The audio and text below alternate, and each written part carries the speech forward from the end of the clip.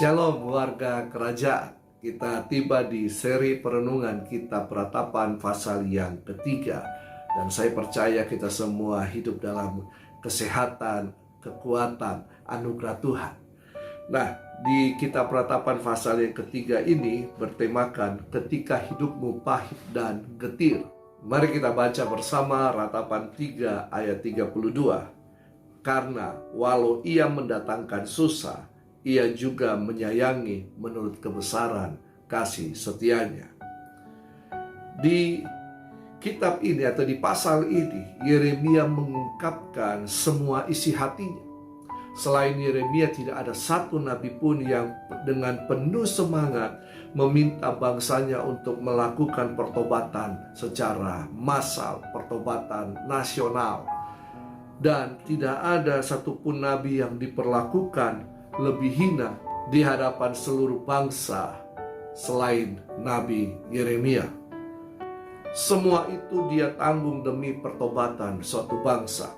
Yeremia mengalami pergumulan yang bertubi-tubi yang semakin lama semakin memilukan.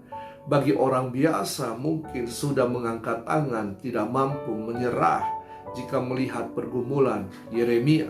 Tetapi karena beban dan komitmen yang dia telah ambil dan adanya suatu pengharapan akan pemulihan Yehuda, maka ia berhasil menjalani setiap kesengsaraan yang harus dipikulnya.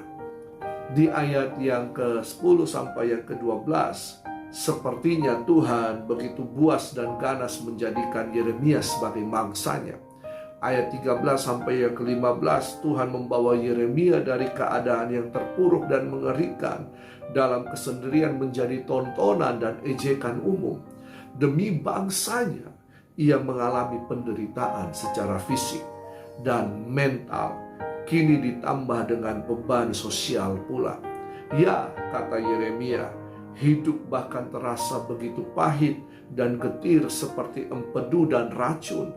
Di ayat yang ke-9 sampai yang ke-20, walau di tengah kesedihan dan penderitaan yang begitu dahsyat, yang begitu berat yang Yeremia alami, namun Yeremia masih mempunyai pengharapan kepada Tuhan.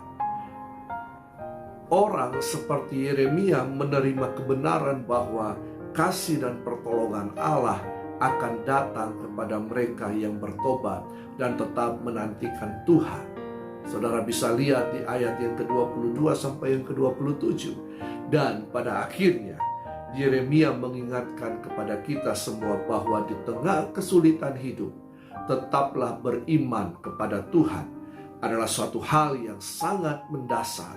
Di ayat yang ke-39, maka tugas kita bukanlah menebak-nebak apa yang terjadi di pihak Tuhan, apa yang menjadi rencana Tuhan, kenapa Tuhan harus berbuat begitu dan lain sebagainya. Yang terpenting bagi kita adalah jangan melumpuhkan diri dengan mengeluh tanpa henti.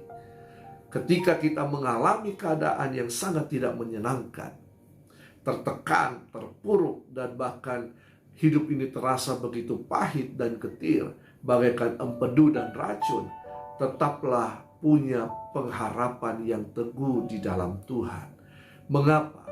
Supaya kita dapat menjalani proses kehidupan dengan penuh iman.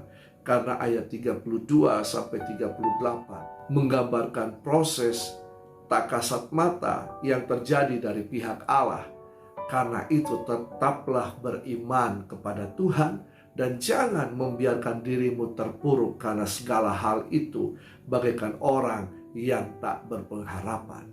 Warga kerajaan, jikalau engkau sedang berada dalam penderitaan, tetaplah beriman kepada Tuhan dan jangan biarkan dirimu terpuruk seperti orang yang tak berpengharapan. Sampai ketemu di Kitab Ratapan pasal yang keempat. Tuhan Yesus memberkati.